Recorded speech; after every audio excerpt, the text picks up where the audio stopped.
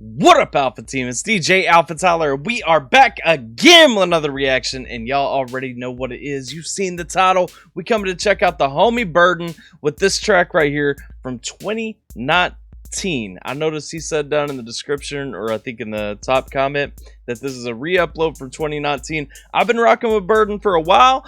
I'm not even gonna play. I've never heard this song. I'm excited to see the video. Before we jump into that, I gotta talk to you guys about today's sponsor, and that is the Coldest Water. If you guys don't know the Coldest Water, this is the last water bottle that you're ever gonna need. Let me tell you all the pros of buying a Coldest Water bottle. Number one, it's going to keep ice in your drink for up to 48 hours. It's going to keep it all cold and nice and refreshing, especially on these hot summer days. Number two, look at this thing. This thing is built like a tank, man. You can go at this thing. It hurt my hand more than it hurt that thing. It floats in water. You can't lose it in swimming pools. I mean, these things are the bomb. And right now, it is still the coldest summer. And so if you look down at the top of the description, you'll find a link over to thecoldestwater.com. Promo code HOT is going to get you 10% off of your entire order. So make sure that you guys go hit that up. Get down in the description below at the top. You'll find all the information. Now, before we jump into this as well, if you're new to this channel, hit that subscribe button. Like the video if you enjoyed the reaction. Comment. Let me know what you think. All that. And without further ado, it's time to check out Burden with Abortion.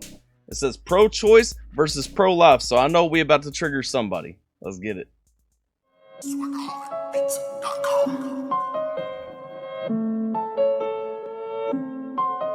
Look, I was minding my own, smoke a tree on the porch one. Looked at my phone and had to read about abortion. So if the condom fails, then there's consequences that a young woman doesn't have a choice. Okay, so I mean, he coming out the gate already saying, hey, I was minding my own business.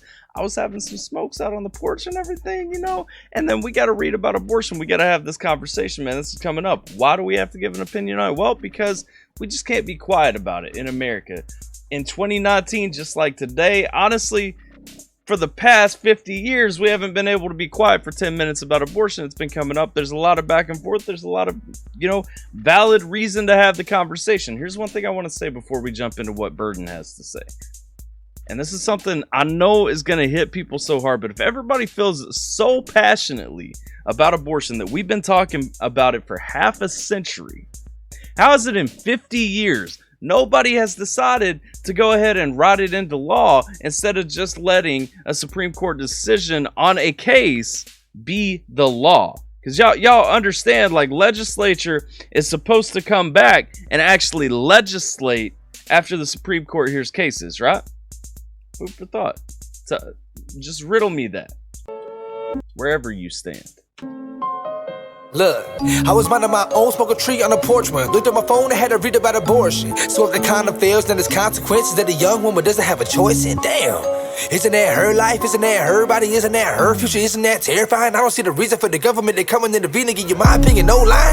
We go out, we drink and hook up. I never start a family with someone I don't love. In the land of the free, we can't do what we want. Example, Chuck and Betty, they've been running steady, but they wasn't ready for no damn baby. If she didn't never hit the clinic, they'd both be living in a damn trailer. Chuck. Here's what I want to say out the gate, because he's starting out with the pro-choice argument right here. And one thing that I like, I'm assuming he did this on purpose. If you listen to the arguments he's making, it's about, they weren't ready. A woman has a right to her choice over what her life is, what her body does. They got pregnant at this point in their life. If they had had the baby, they would have been living in a trailer. They never would have had a house. They wouldn't have been able to advance their lives, so on and so forth. It's that heart. It's that caring perspective. A lot of people get trapped into, and I'm not saying like everybody fits this narrative, but a lot of people do get trapped into having a certain political narrative because their heart, they can't separate pragmatism. They can't separate, what they stand for, what they stand behind. They can't separate their morals from caring about people. If you care about people, if you're just purely thinking on a heart level, you know what? You deserve to do whatever you want to do. You deserve to move forward. You know what? You made a mistake, but that shouldn't define you. If you just think purely on that, I want you to be free and able and happy to live and do whatever you want to do, regardless of mistakes or anything like that. If we're just thinking about that heartfelt argument, this is where we line up. And I like that that's coming through in a lot of what he's saying right there. He's appealing to, okay, but they would have had to work harder. They wouldn't have been able to advance as quickly. Well, guess what? Sometimes you make a mistake and that holds you back a little bit. You know what you do? You still rise and grind. You push through. You make it. You don't. It's just like, if you're holding me back, I don't get to come out and murder you to advance myself. You know what I'm saying? Let's go. Ready for no damn baby. If she didn't never hit the clinic, they'd both be living in a damn trailer. Chuck went to college, bet he owns a business. And damn, look, they had some kids years later. And I bet on everything. Waiting for the right time in life is what really saved them. See, and that, again, if I had had that baby then, I wouldn't be where I'm at right now. I bet you anything, if they had had it then before they got that foundation. See, they even came back and had kids later. You know what I'm saying?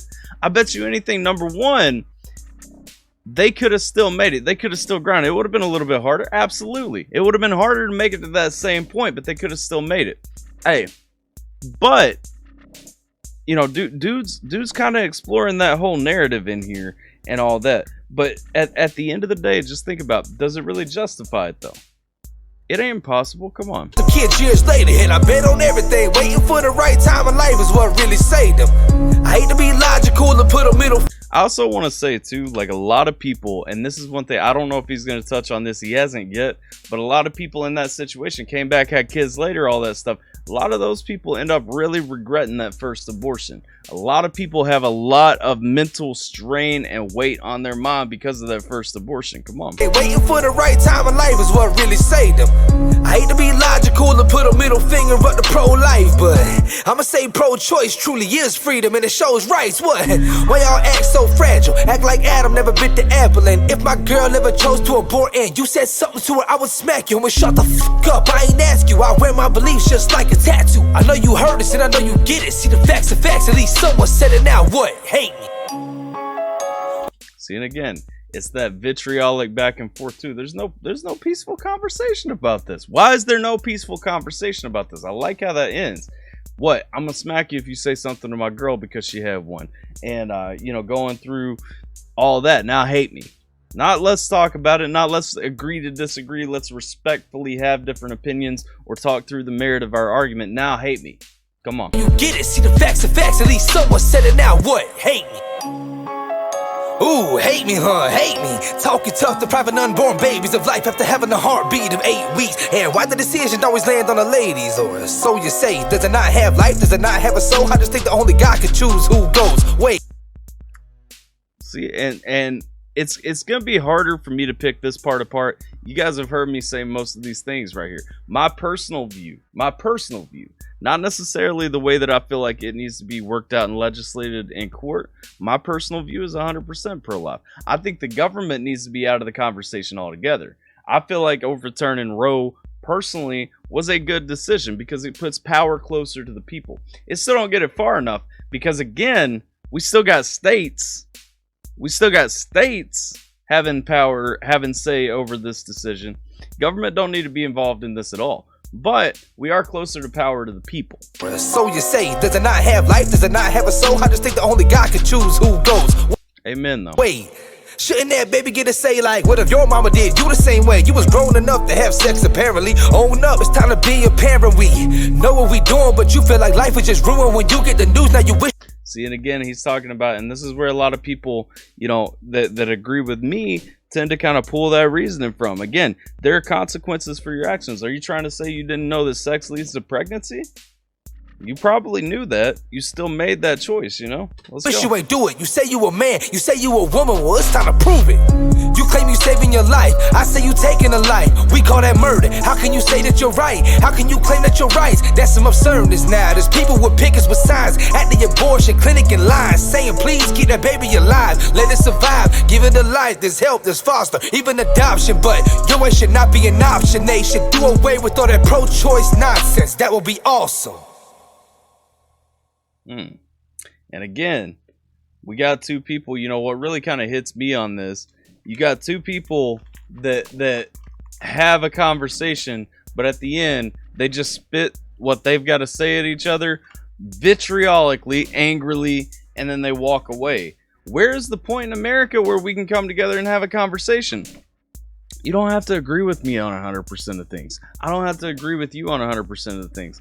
What happened to a time in America where we could actually work together to build a better future when we disagree? This video is a perfect example of how the two sides interact. Ain't nobody coming together at the end. We sitting here, we argue, we're mad at each other, and then we turn and walk away. That's all I got for this one. There's a much longer conversation to be had, but we will never have the time in this format to have that conversation because enough people aren't invested. Enough people hear an opposition and they just get angry. And the thing is, we've got to have open dialogue about this. You know, Roe versus Wade being overturned, again, that's more than just pro-life versus pro-choice. That is a whole spectrum of who actually has the rights to decide what we do in our lives, who actually has the say over how we should be governed. Are we in control of the government, or is the government in control of us? Does the federal government get to tell us what to do? Did they have to defer to states? That 10th Amendment's pretty important. I'm just saying, everybody wants to talk about the 14th right now. Y'all need to be checking out that 10th. All right. That's all I got for this one. For real, I appreciate y'all stopping by, hanging out with me for a minute. Don't forget to check out the video sponsor. Also, this video, if you guys don't know Burden, haven't checked out the song, link to it is down in the description, as well as the information on The Coldest Summer. I knocked the Joker over. That's awesome. Anyway, I'm DJ AlphaTyler. Like, share, and subscribe if you haven't already. Hope you guys are staying safe, taking care. Appreciate y'all hanging out with me for a minute, and I'm going to catch you guys next time. It's right, cause the managers won't take their balls. Grab your balls, you a grown-ass man. Whining and crying like it's a party you're playing, can understand. Yeah, you reppin' that you go hard, rapping with no bars. Reckon you a joke, only ripping off the real stars. I got the diabolic rhyme, and you know we're gonna have one hell of a time. Stick a sip of the shine, common sense in your mind. Been on the sideline watching, aging like a fine wine inferno in your mind, like Dante in the 9-9.